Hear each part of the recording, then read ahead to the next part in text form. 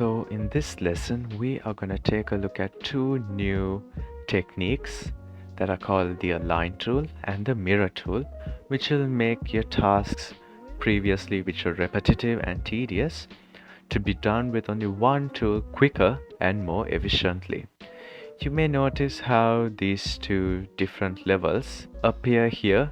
So let's say I wanted to align these two boxes exactly side by side. So if I drag them, it's a little bit hard to keep it exactly where I want.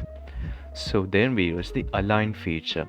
For that, we select both our boxes and we click on the align key, which is right up here, and then you can align it exactly where you want. So if I want to align it exactly with this box, I will click on that and you see how it's perfectly aligned. If I want it to be overlapped perfectly in the middle, then I can click the middle button and it'll be perfectly in the middle.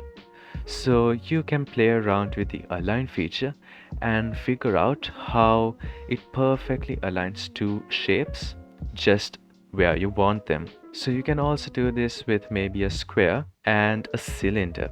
So same as earlier, I would select the both of them, click align, and now I can align the cylinder and the square just side by side by clicking that. So this makes our tasks very easy and less tedious. So let's say we were designing the wings of a rocket ship. So if this is the basic shape of a wing, how do we make another fin? So instead of dragging another cone like this and shaping it into this and rotating, we can simply duplicate this by clicking the duplicate button, and we can then mirror it using this key. So if I click mirror and click which side I want to mirror it, either left to right, front to back, top to bottom. So since I'm using it as a fin, I'm going to mirror it left to right by clicking this arrow, and you see how it just exactly mirrored the same object that I wanted. So you might agree that this is way easier than reshaping this object to get it into this shape. So what I have done is flipped it along the x-axis.